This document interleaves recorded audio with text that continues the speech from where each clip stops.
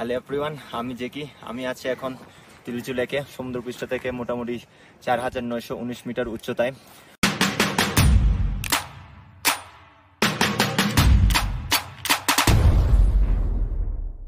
Good morning সবাইকে। So এখন বাজে হচ্ছে সকাল 7টার মতন। আমি এখান থেকে ট্রেকিং করা শুরু করতেছি খানসারের দিকে। সো আজকে আমার টার্গেট হলো তিলিচু বেস ক্যাম্প যাওয়া। সো আমি এই ট্র্যাকের মধ্যে একলাই, কারণ আমার 3জন পার্টনার ট্র্যাকটা করবে না কিছু শারীরিক অসুস্থতার কারণে। সো দোয়া করবেন যেন ট্র্যাকটা আমি সম্পূর্ণ করে আসতে পারি। আমার জানলা থেকে সকালে এই মাউন্টেনের ভিউটা অনেক বেশি সুন্দর লাগতেছিল। সরাসরি সূর্যের কিরণ পড়তেছিল তখন।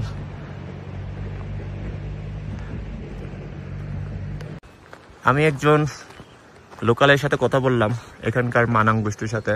সো ওনারা বললো এখানে অলমোস্ট 20টার উপরে বুদ্ধিস্ট টেম্পল আছে। সো তার মানে বুঝেন যে এখানে সংখ্যাগরিষ্ঠ প্রায় বুদ্ধিস্ট ধর্মাবলম্বী। আর মানাং গোষ্ঠীর ব্যাপারে একটা কথা বলি, ওনারা তিব্বত প্রদেশ থেকে আসছে। সো ওখান থেকে ওনারা ডিরেক্টলি এখানে এসে বসবাস করতেছে। আর এমনকি আরও অনেক কিছু জানতে পারছি, যেটা হলো ওনারা নাকি তিব্বতে যাওয়ার পারমিশন রাখে এবং চায়নাতে ঢোকার পারমিশন রাখে।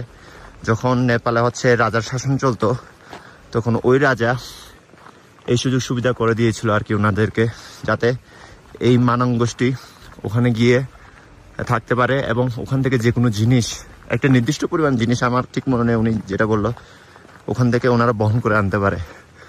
আপনাদের যাওয়ার পথে এরকম একটা নদী পড়বে, যার নাম আপনার মার্শায়াংনি নদী।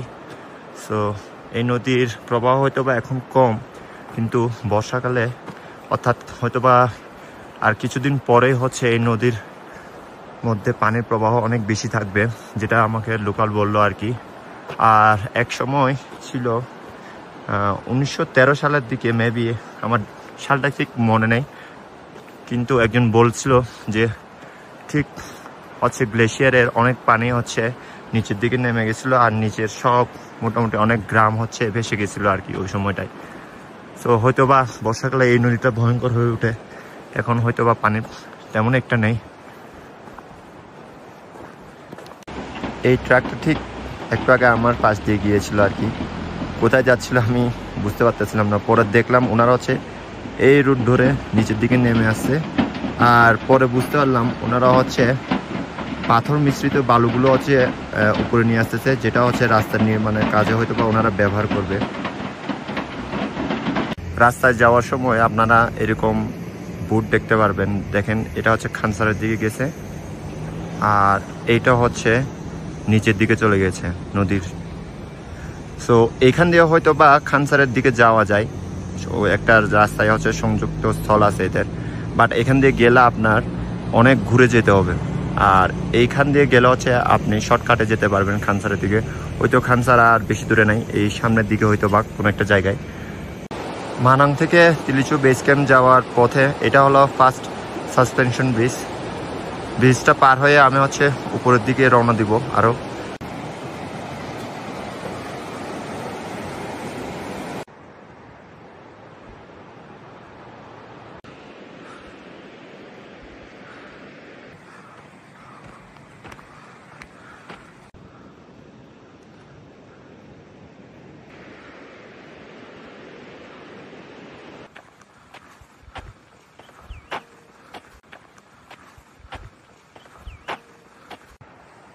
মানাং থেকে অলমোস্ট 2 ঘন্টা ট্রেকিং করে অনেক উপরে উঠে আসছি। এখন আর মানাং ভিলেজটাকে ঠিক মতন দেখা যাচ্ছে না। হয়তো এই পাহাড়ের ঠিক পিছনে মানাং ভিলেজটা ছিল। সো আমি সম্ভবত খানসারে পৌঁছে গেছি, যেহেতু এখানে এই যে খানসারের যে ভিলেজগুলো আছে, ভিলেজের ম্যাপগুলো দেওয়া হয়েছে। আমি এখন আসলে যে জায়গাটায় তারা আছে ওটাকে বলা খানসার। দেন এর ঠিক উপরে ওদের যেটা আপনার মিডল খানসার। দেন ঠিক আরও উপরে যদি যাই তাহলে ওটা আপার খানসার। সো ওখান থেকেও আপনি ট্রেক করতে পারবেন, ওখান থেকেও রুট আছে। বাট আমি এই খানসারের এই রুটটা দিয়ে তিলিচু লেকের দিকে যাবো আর কি।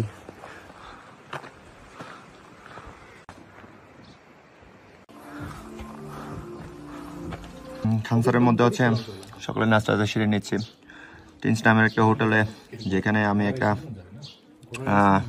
চিকেন টুকপো নামে একটা জিনিস নিয়েছি, যেটা খাইতে আসলে আমাদের দেশের চিকেন নুডলসের মতো নেই, সেম টু সেম।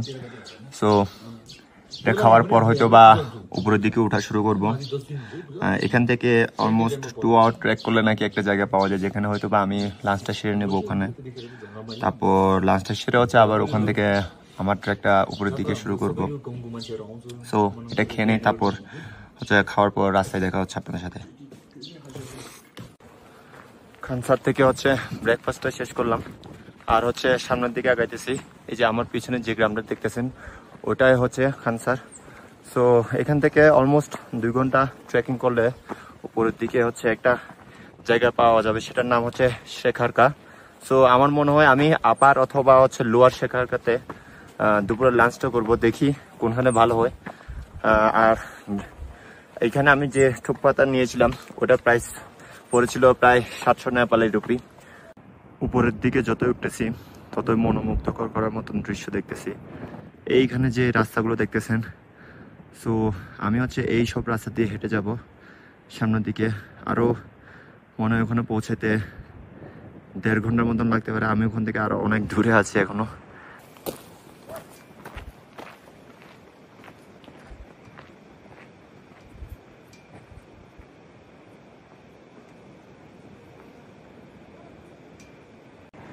একটু সামনে আসতেই আরেকটা মনেস্ট্রি দেখা পেয়ে গেলাম। মনেস্ট্রিটা দেখতে অনেক বেশি সুন্দর আর কি, লাল রং দিয়ে রং করা হয়েছে পুরো মনেস্ট্রিটাকে, আর অনেকগুলো ফ্ল্যাগ এখানে হচ্ছে দেওয়া হয়েছে।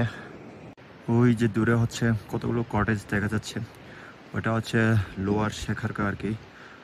সো আমি ওখান থেকে আরও অনেক দূরে আছে এখনো, আমাকে হচ্ছে এই পথ দিয়ে হচ্ছে হেঁটে উঠতে হবে। দেন কিছুক্ষণের মধ্যে হয়তো আমি ওখানে পৌঁছে যাবো। সো তারপর হচ্ছে এই রাস্তা ধরে হচ্ছে মাউন্টেনের দিকে আগানো শুরু করব। এই মাউন্টেনটার নাম কি আমি জানি না। সো কিছুক্ষণ পর আমি ম্যাপে চেক করব আসলে এই মাউন্টেনটার নামটা কি, আর আপনাদেরকে জানাবো। ফাইনালি হচ্ছে শেখারকা পৌঁছে গেলাম, যার উচ্চতা হচ্ছে সমুদ্রপৃষ্ঠ থেকে 4070 মিটারে। সো এখানে কিছুক্ষণ ব্রেক নিব, পানির ব্রেক, কারণ লাঞ্চের টাইমটা হয় নাই। আমি ভাবছিলাম যে এখানে পৌঁছাতে আমার একটু টাইম বেশি লাগবে, বাট যেহেতু লাঞ্চের টাইম হয় নাই, এখন মাত্র 11টা নেপালি টাইমে। সো আমি হচ্ছে আবার শেখারকাতে চলে যাব, ওখানে গিয়ে হচ্ছে লাঞ্চটা করবো আর কি।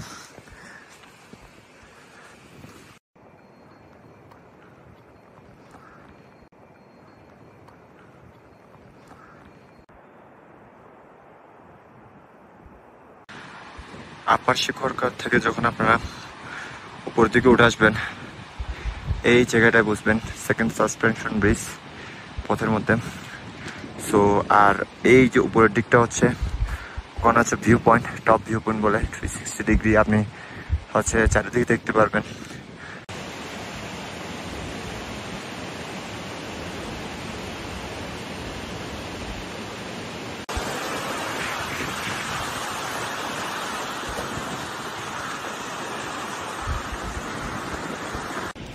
টপ ভিউ পয়েন্টে এসে গেছি, এখানে বসে একটা স্নিকার্স খাচ্ছি, কারণ শরীরের এনার্জি নাই বলতেই চলে, কারণ সকালবেলায় শুধু একটা নুডলস খেয়ে বেরোছিলাম। তো আর হয়তো বা 2-3 ঘন্টা লাগতে পারে, আমি শিওর জানি না, আর বেশি দূর নেই। তো আমি স্নিকার্স খাইতে খাইতে আপনারা হচ্ছে আমার সিনেমেটিক ভিডিওগুলো দেখতে থাকুন।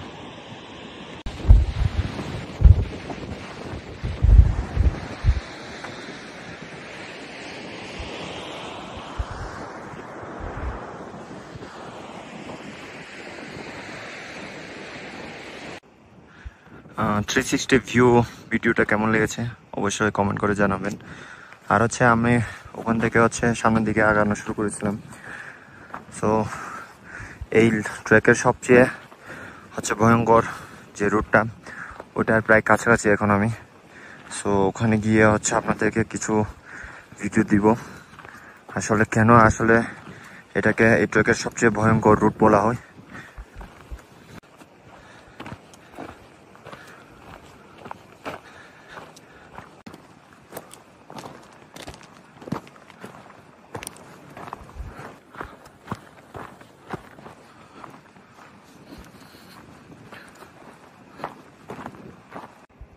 আসলে এটা খুবই ভয়ঙ্কর একটা রুট। দেখেন মাঝখান দিয়ে ছোট্ট একটা পথ চলে গেছে, আর হচ্ছে সোজা নিচের দিকে হলো খাত। এই যে ঠিক আমার উপরে হচ্ছে এরকম অবস্থা, আর মাঝখান দিয়ে এই ছোট্ট একটা রাস্তা, আর নিচে হলো এই এক অবস্থা। এই যে দেখেন উপর থেকে যেন ল্যান্ডস্লাইড হলে কোনো ক্ষতি না হয় তার জন্য হচ্ছে এই পাথরগুলো দিয়ে রাখছে। আর এই জায়গাটা একটু ভয়ঙ্কর, কারণ এখানে হচ্ছে পা স্লিপ করার সম্ভাবনা থাকে, কারণ এখানে কোনো সিঁড়ির মতন কোনো ব্যবস্থা নেই। সো এখান থেকে বের হয়ে দেন হচ্ছে আবার এদিকে হচ্ছে পথটা আছে, তো ওদিকে যেতে হবে আমার।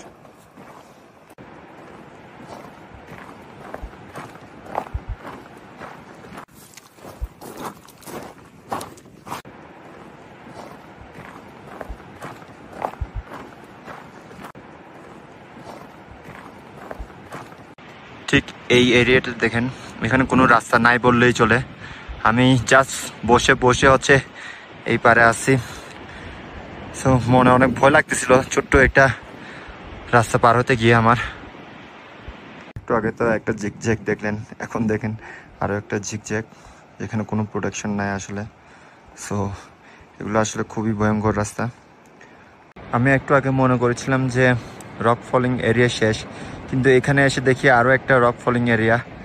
সো এটাও আমাকে পার হইতে হবে। এই রাস্তা দেখি শেষ হওয়ার নামই নেয় না, একটার পর একটা ভয়ঙ্কর বাঁক। আর হচ্ছে দেখেন খাটগুলো কীরকম লেভেলের ভয়ঙ্কর।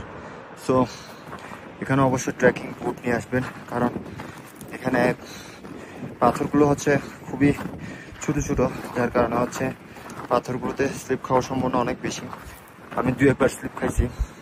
সো কেয়ারফুলি হাঁটবেন এই অংশগুলোতে।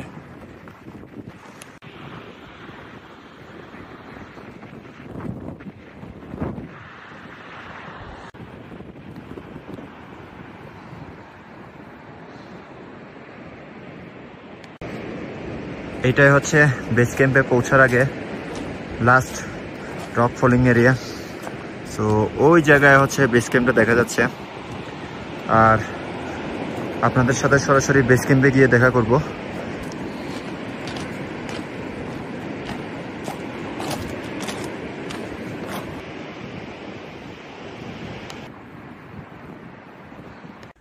এখন বাজে রাত 9:30। আসার পর ভিডিও করার মতো এনার্জি ছিল না। ফ্রেশ হয়ে একটু লাঞ্চ করছিলাম, আর হচ্ছে এরপর ঘুমাই গেছি। ওঠার পর দেখি যে প্রায় 7:30 বাজে। দেন হচ্ছে আমি ডিনারটা করি। ডিনারে শুধুমাত্র আমি মোমোস নিয়েছিলাম। আর এখানে আমার কি পরিমাণে কস্টিং গেল সেটা আপনাদেরকে একটা পিকচার দেখাবো, হয়তো বা আপনারা এখন পিকচারটা দেখতে পারতেছেন। সো কালকে সকালে দেখা হবে। কালকে ভোর 5টা বাজে উঠে হচ্ছে আমি তিলিচু লেকের উদ্দেশ্যে রওনা হবো। এখান থেকে মোট 5.5 কিলোমিটারের মতন। আমাকে বললো যে প্রায় 2.5 ঘন্টা থেকে 3 ঘন্টা মতন লাগবে। সো ভোরে দেখা হচ্ছে। Good night. এখন বাজে সকাল 5টা। আমি ঘুম থেকে উঠেছি মোটামুটি 4:30টার দিকে, আর বাইরে এখনো দেখি অন্ধকার। আমার সাথে এই কটেজে যারা উঠেছিলেন তারা মোটামুটি 4টার দিকে বের হয়ে গিয়েছিল। সো আমি যেহেতু রেডি, আমিও বের হয়ে যাব। So let's go. সকাল সকাল যখন দেখবেন আপনি হাঁটার সময় চারিদিকে শুধু মাউন্টেনে বরফে ঢাকা, সো এমনিতে আপনার মনগুলো খুব ভালো হয়ে যাবে।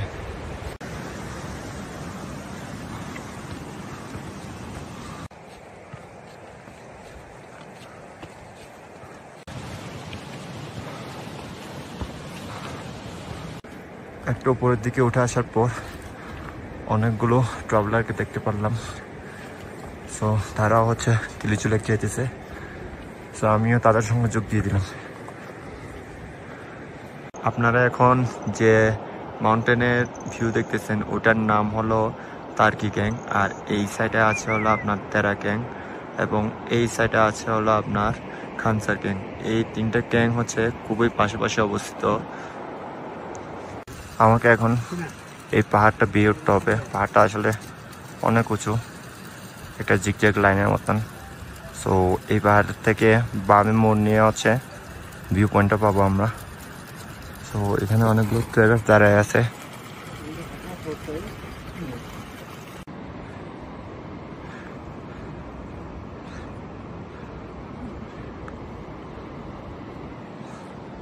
আমি আচ্ছা এখন অনেক উপরে উঠে আসছি, আর এখান থেকে হচ্ছে ভিউ পয়েন্টের দূরত্ব 1.5 কিলোমিটার মতন। সো হয়তো বা আধা ঘন্টার মতন সময় লাগতে পারে। এখানে কিছুক্ষণ ব্রেক নিয়ে হচ্ছে সামনের দিকে আগানো শুরু করব। এখন তাপমাত্রা 60 ডিগ্রির মতন, কিন্তু মনে হচ্ছে যেন মাইনাসে বসে আছি। হাতগুলো পুরা জমে গেছে। আর হচ্ছে সামনের দিকে আগাইতেছি আস্তে আস্তে করে, লিটারালি মুখ দিয়ে ধোঁয়া বেরোচ্ছে। এখন হচ্ছে আবহাওয়াটা একটু ক্লিয়ার হয়ে আসছে। সো আমরা প্লেন একটা রাস্তার মধ্যে দিয়ে হাঁটতেছি, আর কিছুক্ষণের মধ্যে হচ্ছে ভিউ পয়েন্টে পৌঁছে যাব।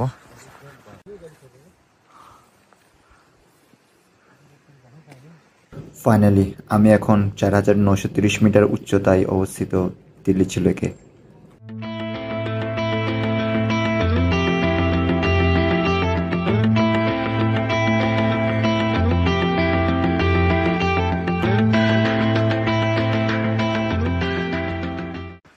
আপনারা যদি এই লেকটাকে চোখের সামনে না দেখেন তাহলে বুঝতেই পারবেন না যে লেকটার পানি আসলেই নীল, জাস্ট দেখার মতন। এই সাইডে দেখেন বরফ হচ্ছে পাহাড়ের উপর থেকে ভেঙে পড়তেছে। সো একটু আগেও হচ্ছে একবার পড়ছিল।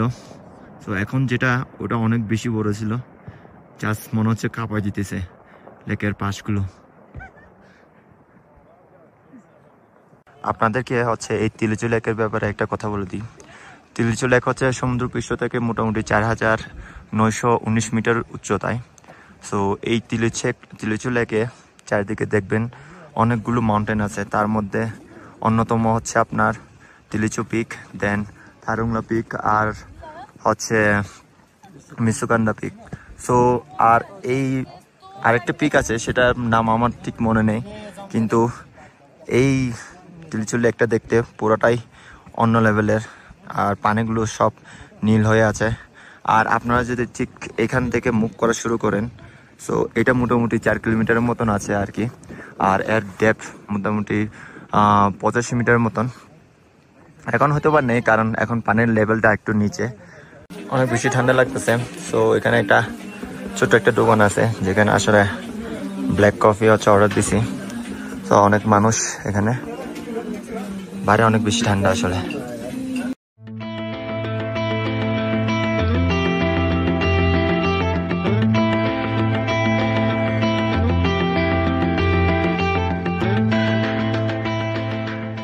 তিলিচু লেকের ভিউ কেমন লেগেছে অবশ্যই কমেন্ট করে জানাবেন।